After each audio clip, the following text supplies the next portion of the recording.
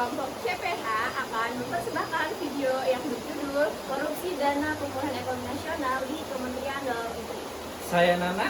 Saya Putri Dewi Lestari, saya Anggreni Marsila Putri. Saya Sylvia Amanah. Saya Muhammad Ibrahim. Kita lihat video yang berikut ini.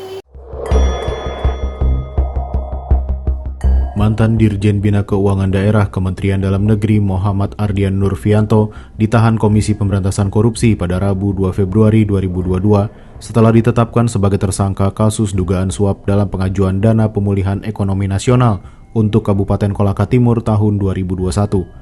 Ardian ditetapkan sebagai tersangka pada 27 Januari 2022 namun mangkir dari panggilan penyidik KPK. Menurut Wakil Ketua KPK Alexander Marwata, Ardian aktif memantau penerimaan uang suap meski sedang menjalani isolasi mandiri. Selain Ardian, KPK menjerat dua tersangka lain yaitu Andi Merianur selaku Bupati Kolaka Timur periode 2021-2026 dan Laude M. Syukur Akbar sebagai Kepala Dinas Lingkungan Hidup Kabupaten Muna. KPK menduga Laude M. Syukur sebagai pihak yang mengenalkan Andi Meria kepada Ardian. Mengenai uang yang diterima oleh tersangka MAN, diduga tersangka MAN aktif memantau proses penyerahannya meskipun saat itu sedang melaksanakan isolasi mandiri.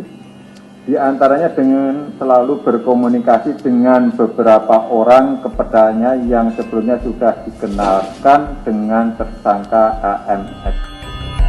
Kalian udah lihat kan video cuplikan tadi? Jadi kelompok kami ini akan membahas korupsi dan pemulihan ekonomi nasional di Kementerian Dalam Negeri.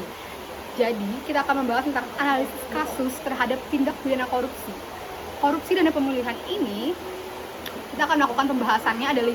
Yaitu yang pertama, ada posisi kasus. Yang kedua, ada permasalahan apa yang akan terjadi dalam kasus ini. Yang ketiga, ada pasal dan dakwaannya. Lalu yang keempat, ada tindakan seperti apa yang perlu kita lakukan. Dan yang kelima, kita akan membacakan tentang kesimpulan dan analisis dalam kasus kita ini.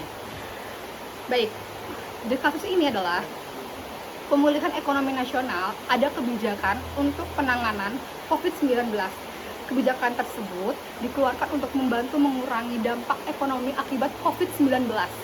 Dengan dalih kedaratan pemulihan ekonomi nasional menjadi kebijakan yang longgar, sehingga rawan disalahgunakan oleh banyak pihak. Kasus suap dana pemulihan ekonomi nasional ini berkenan dengan pengajuan pinjaman dana pemulihan ekonomi nasional pada tahun 2001 sebesar 350 miliar untuk Kabupaten Kolaka Timur, Sulawesi Tenggara.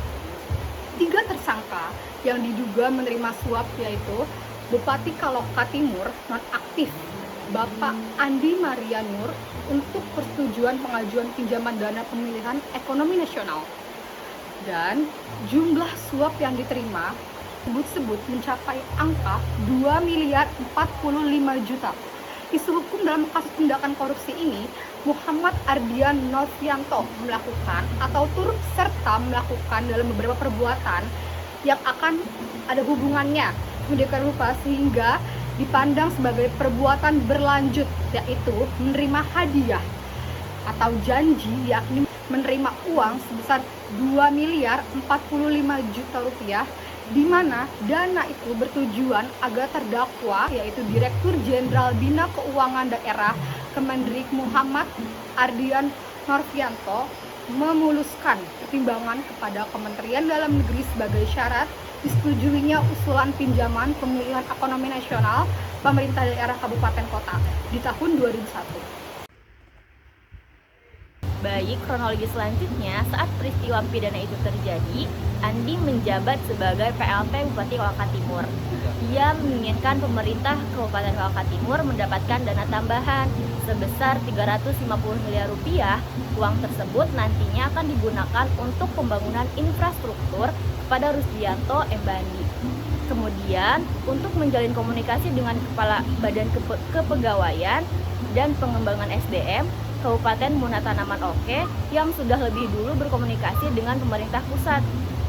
Nah, kemudian diajak Laude menemui Ardian Nurfianto guna membicarakan usulan pengajuan dana Kolaka Timur. Ardian Nurfianto lantas mengirimkan informasi bahwa terdapat kemungkinan Kolaka Timur tidak akan mendapatkan kucuran dana pemulihan ekonomi nasional karena berada di urutan 48. Ardian kemudian memberi arahan agar pemerintah Kabupaten Kolaka Timur mengajukan permohonan baru dana pemulihan ekonomi nasional sebesar 151 miliar rupiah. Untuk itu ia meminta fee atau jatah 1% dari dana yang dicairkan. Kemudian, Jaksa KPK mendakwa 3 tersangka dalam kasus tindak pidana korupsi ini dengan pasal 12 huruf A Undang-Undang Tindak Pidana Korupsi yang berbunyi dipidana dengan pidana penjara seumur hidup atau pidana penjara paling singkat 4 tahun dan paling lama 20 tahun dan pidana denda paling sedikit 200 juta rupiah dan paling banyak 1 miliar rupiah. Pegawai negeri atau penyelenggara negara yang menerima hadiah atau janji padahal diketahui atau patut diduga bahwa hadiah atau janji tersebut diberikan untuk menggerakkan agar melakukan atau tidak melakukan sesuatu dalam jabatannya yang bertentangan dengan kewajibannya. Kemudian didukung dengan pasal dakwaan 18 Undang-Undang Tindak Pidana Korupsi pasal 55 ayat 1 ke 1 KUHP dan pasal 64 ayat 1. Tindakan yang perlu dilakukan dana pemulihan ekonomi nasional rentan untuk disalahgunakan. Oleh karenanya, pengawasan mesti diperketat. Badan pengawas keuangan dapat lebih gencar dalam melakukan audit, baik secara berkala atau investigatif. Aparat penegak hukum mesti lebih memperketat pengawasan dana pemulihan ekonomi nasional, mulai dari perencanaan hingga penggunaan. Perlu ada pedoman pengawasan yang lebih rinci terhadap masing-masing peruntukan dana pemulihan ekonomi nasional, seperti pemulihan ekonomi nasional untuk pinjaman daerah hingga kooperasi atau UMKM. Kesimpulan dari analisis kasus tindak pidana korupsi dalam presentasi ini adalah: pertama, pemulihan ekonomi nasional adalah kebijakan untuk penanganan COVID-19 dengan dalih kedaratan. Pemulihan ekonomi nasional menjadi kebijakan yang longgar sehingga rawan disalahgunakan oleh banyak pihak tanpa perbaikan tata kelola, transparansi, dan pengawasan yang ketat terhadap kebijakan tersebut, maka penyelewengan dana pemulihan ekonomi nasional akan terus berlanjut dan kasus dalam Kemendagri hari ini bukan jadi kasus terakhir.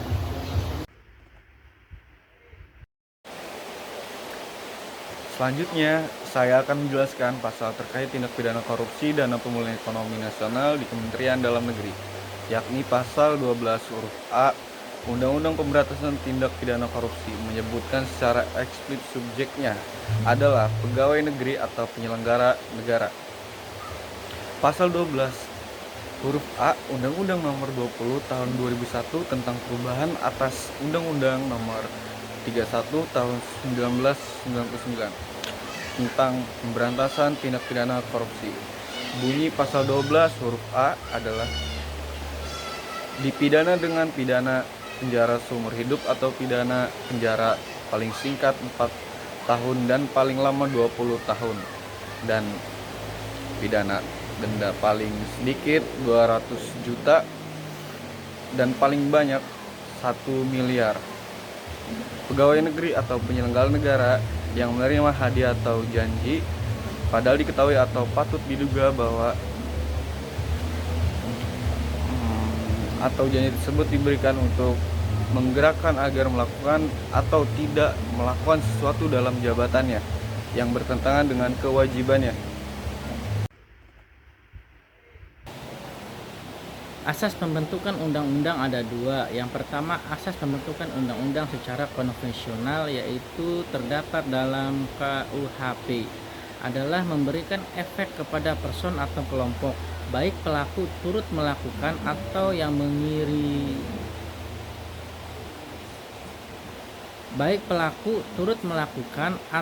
mengiming-imingi hadiah untuk melakukan suatu tindakan pidana. Itu yang dikategorikan tahapan pertama. Tahapan kedua, pembentukan undang-undang tindak pidana korupsi itu berbeda. Pembentukan undang-undang korupsi lahir untuk mengakses recovery atau menyelamatkan aset negara atau perekonomian negara supaya dipulihkan. Dalam hal pembentukan undang-undang, tindakan pidana korupsi inilah yang harus selalu ditekankan supaya seluruh aset negara dapat dipulihkan. Untuk memulihkan ini ada 2 instrumen. Yang pertama, instrumen pertama dengan cara pidana, yaitu dengan cara melakukan proses penyelidikan sampai putusan ke pengadilan. Di sini bisa dilakukan secara tracking aset, yang diduga dilakukan tindak pidana korupsi kemudian freezing atau dibekukan, kemudian dilakukan perampasan untuk memulihkan aset negara. Tapi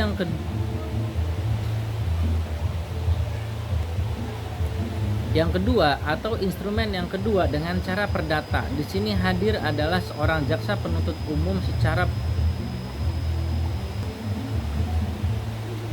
Yang kedua adalah instrumen yang kedua dengan cara perdata. Di sini hadir adalah seorang jaksa penuntut umum selaku pengacara negara untuk melakukan gugatan secara perdata terhadap pelaku tindakan pidana korupsi. Apabila mereka meninggal dunia, ini bisa dilakukan upaya hukum gugatan perdata oleh jaksa penuntut umum dengan menggugat ahli waris dari si tersangka, sehingga semua aset atau seluruh aset negara dapat dipulihkan. Jadi penekanan sekali lagi ada dua instrumen untuk memulihkan aset recovery hasil tindakan korupsi. Yang pertama melalui tindakan pidana, yang kedua Jadi penekanan sekali lagi ada dua instrumen untuk memulihkan aset recovery hasil tindakan korupsi. Yang pertama melalui tindakan pidana, yang kedua adalah gugatan perdata. Dalam kasus korupsi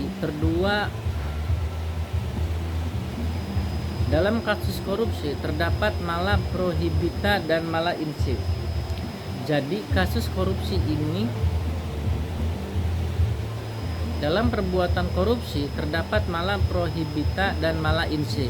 Jadi dari kasus korupsi ini selain perbuatan mala prohibita, yaitu yang mengacu kepada perbuatan yang tergolong kejahatan karena diatur demikian oleh undang-undang, juga termasuk perbuatan mala inse, yakni suatu perbuatan jahat bukan hanya karena diatur dan disebut jahat di dalam undang-undang, akan tetapi perbuatan itu memang merusak karena menabrak kewajaran, bertentangan dengan moral, dan melanggar prinsip umum kehidupan masyarakat yang beradab.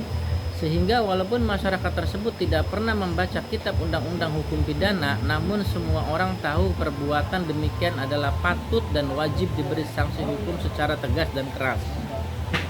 Karena meskipun di dalam hukum terdapat asas fiksi berbunyi semua orang dianggap tahu hukum, namun secara rasional atau hukum demikian adalah absurd adanya, sehingga dapat disimpulkan landasan dari mala inse adalah norma yang hidup di dalam masyarakat. Baik, selanjutnya saya akan membahas delik dalam kasus korupsi kali ini. Undang-undang telah mengidentifikasi ada 30 jenis atau bentuk korupsi. Definisi korupsi telah gamblang dijelaskan di dalam 13 pasal Undang-Undang Nomor 31 Tahun 1999. Junto Undang-Undang Nomor 20 Tahun 2001. Berdasarkan pasal-pasal tersebut, tindak pidana korupsi dirumuskan ke dalam 30 jenis yang kemudian dikelompokkan menjadi 7 tindak pidana korupsi. Ke-30 jenis korupsi ini sangat beragam, mulai dari korupsi kecil atau petty corruption sampai korupsi kelas kakap atau grand corruption. Berikut adalah daftar 30 jenis tindakan pidana korupsi tersebut. Yang pertama ada menyuap pegawai negeri. Yang kedua adalah memberi hadiah kepada pegawai negeri karena jabatannya. Ketiga ada pegawai negeri menerima suap. Keempat ada pegawai negeri menerima hadiah yang berhubungan dengan jabatannya. Kelima ada menyuap hakim. Yang keenam ada menyuap advokat. Ketujuh ada hakim dan advokat menerima suap. Yang kedelapan ada hakim menerima suap. Yang ke-9 ada advokat menerima suap. Yang ke-10 ada pegawai negeri menggelapkan uang atau membiarkan penggelapan.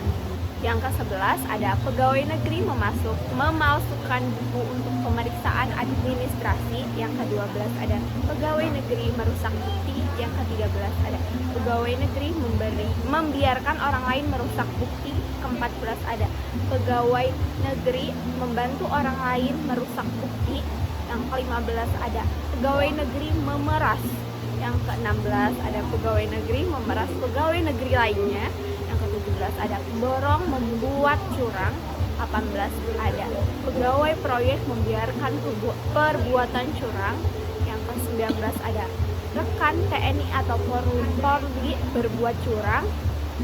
Yang ke-20 ada pegawai rekan TNI atau Polri berbuat curang. Yang ke-21 ada penerimaan barang TNI atau Polri membiarkan perbuatan curang. Yang ke-22 ada pegawai negeri menyerobot tanah negara sehingga merugikan orang lain. Ke-23 ada pegawai negeri turut serta dalam pengadaan yang diurusnya. Ke-24 ada pegawai negeri menerima gratifikasi dan tindak pelaporan ke KPK. Ke-25 ada merintangi proses pemeriksaan perkara korupsi. Ke-26 ada tersangka tidak memberikan keterangan mengenai kekayaan. Ke-27 bank yang tidak memberikan keterangan rekening tersangka. Ke-28 ada saksi atau ahli yang tidak memberikan keterangan atau memberikan keterangan palsu.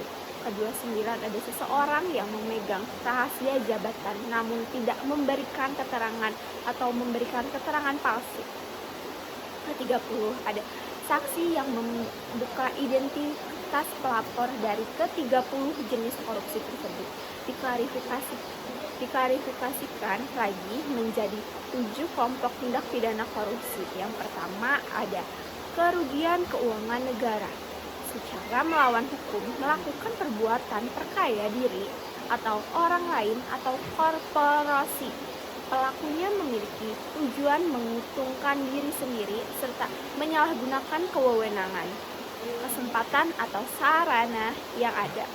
Misalnya, seorang pegawai negeri pemerintah melakukan markup anggaran agar mendapatkan keuntungan dari selisih harga tersebut. Tindakan ini merugikan keuangan negara karena anggaran bisa membengkak dari yang seharusnya.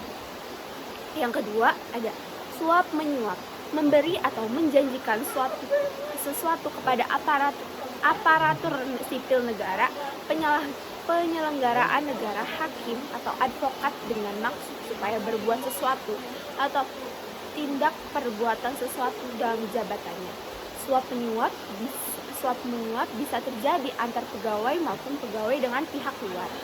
Suap antar pegawai misalnya dilakukan untuk memudahkan kenaikan pangkat atau jabatan, sementara suap dengan pihak luar misalnya ketika pihak swasta memberikan suap kepada pegawai pemerintahan agar dimenangkan dalam proses tender. Yang ketiga ada penggelapan dana jabatan. Tindakan dengan sengaja menggelapkan uang atau surat berharga atau melakukan pemalsuan buku-buku atau daftar-daftar yang khusus untuk pemeriksaan administrasi.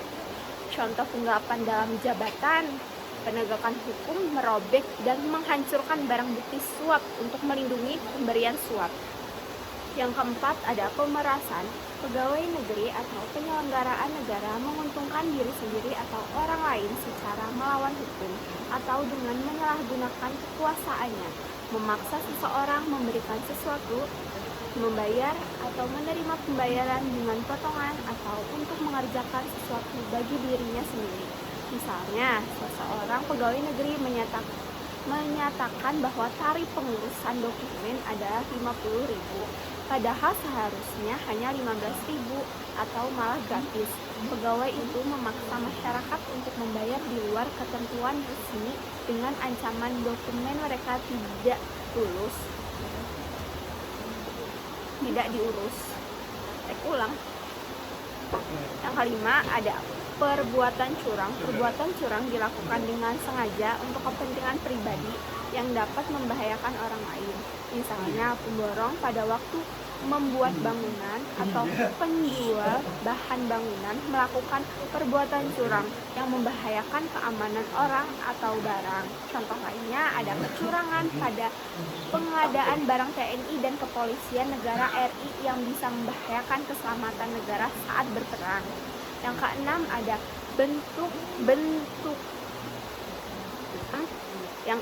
ada benturan kepentingan dalam pengadaan.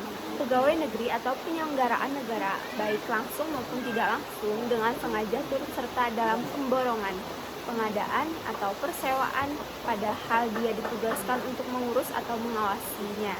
Misalnya, dalam pengadaan alat tulis kantor, seorang pegawai pemerintah menyertakan perusahaan keluarganya untuk proses tender dan mengupayakan kemenangannya. Yang ketujuh ada gratifikasi. Setiap gratifikasi kepada pegawai negeri atau penyelenggaraan negara dianggap pemberian suap apabila berhubungan dengan jabatan dan yang berlawanan dengan kewajiban tugasnya. Misalnya, seorang pengusaha memberikan hadiah mahal kepada jabatan dengan harapan mendapatkan proyek dari instansi pemerintah. Jika tidak dilaporkan ke KPK, maka gratifikasi ini dianggap suap. Ada 9 nilai integrasi yang dirumuskan KPK, yaitu ada jujur, peduli, mandiri, disiplin, tanggung jawab, kerja keras, sederhana, berani, dan adil. Untuk mempertahankan nilai-nilai integrasi tersebut, kita bisa melayangkan pertanyaan-pertanyaan reflektif kepada diri sendiri. Apakah kita benar-benar sudah anti korupsi? Korupsi merupakan suatu perbuatan yang bertentangan dengan nilai-nilai dan norma-norma kejujuran, sosial, agama, dan hukum. Korupsi yang awalnya menjadi delik formil menjadi delik material pasca putusan MK nomor 25 PPU 2016. Putusan MK 25 tahun 2016 terhadap Undang-Undang nomor 31 tahun 1999 tentang pemberantasan tindakan pidana korupsi, Undang-Undang 31 tahun 1999, Undang-Undang nomor 20 tahun 2001 tentang perubahan atas Undang-Undang 31 tahun 1999, Undang-Undang Tipikor.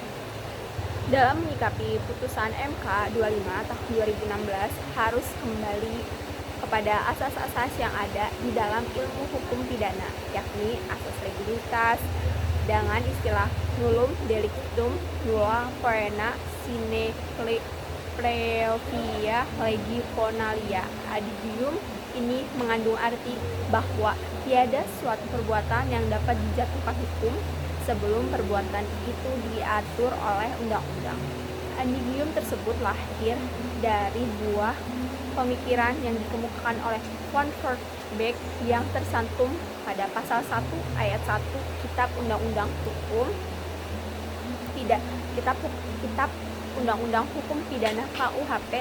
Terlebih lagi terdapat menyempurnakan pengertian atas pasal 2 dan pasal 3 UU Tipikor sebagaimana dinyatakan dalam putusan MK nomor 25 tahun 2016 yang mengartikan frasa dapat dalam tindak memiliki kekuasaan hukum yang mengikat.